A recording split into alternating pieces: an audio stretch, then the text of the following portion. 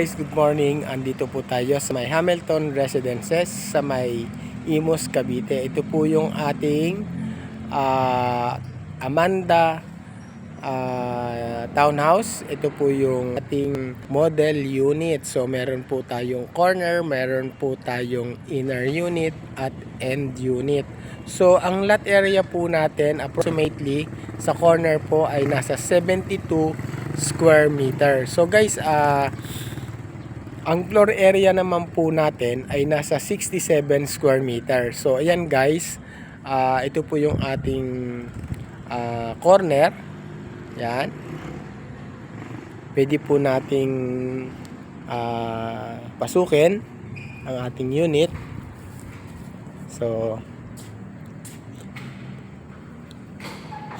yan, ito po guys yung ating actual turnover. Yan. Pagka mga corner po, meron po tayong window sa side. So yan, bali apat po yung window natin. Yan. Yan. Yan guys. At dito po sa ground floor, ito po yung ating kitchen countertop na meron pong cabinet sa baba. Tapos ito rin po yung ating toilet and bath sa may ground floor. Yan.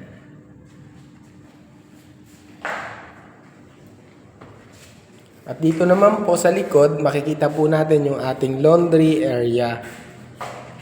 Meron din po tayo ditong bedroom sa baba. Pwede po natin siyang maid's room or yung eldest natin, pwede po natin dito yan. Para hindi na po siya nahirapang umakyat sa taas. Tapos guys, aakyat tayo dun sa second floor. Tignan po natin yung ating actual turnover.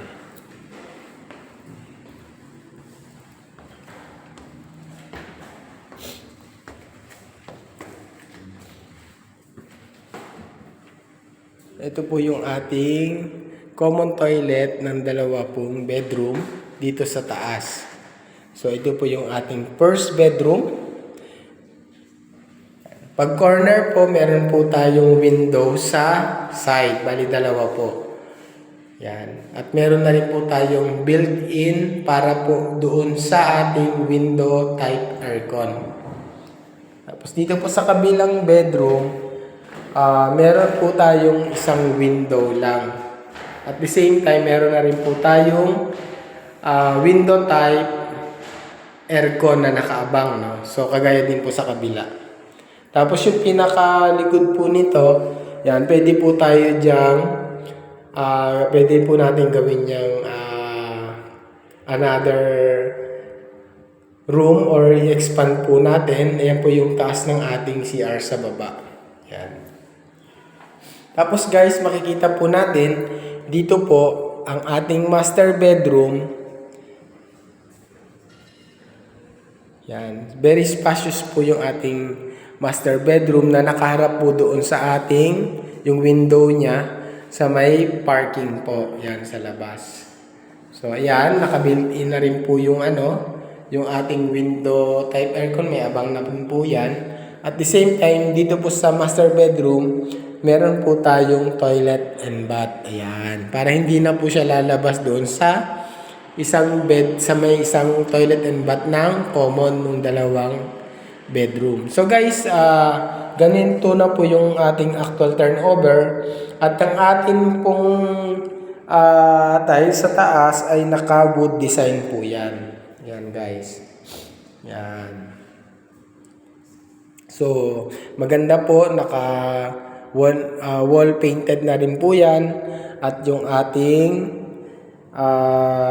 stair, meron na rin po siyang guide, no? So, meron na po tayong hawakan dyan. Yan, guys.